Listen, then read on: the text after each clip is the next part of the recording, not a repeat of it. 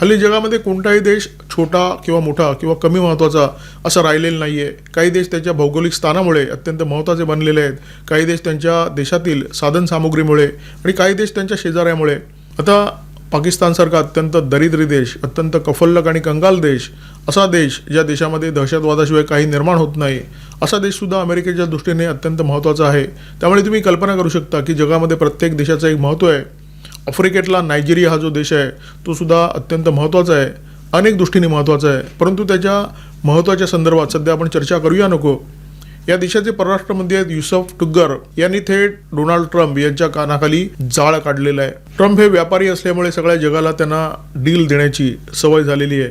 परंतु deal offer करणारी त्यांची जी मानसिकता आहे ती अत्यंत घटिया, अत्यंत वाईट अशा प्रकारची मानसिकता आहे. म्हणजे आपल्या आसपास आपण अशी अनेक लोक बघतो जी इतकी दानशूर असतात की घरामध्ये 2-2 दिवस शिळं असलेलं अन्न, आंबलेलं अन्न ते एखाद्या गरीबाला किंवा भिकाऱ्याला दान म्हणून देत असतात.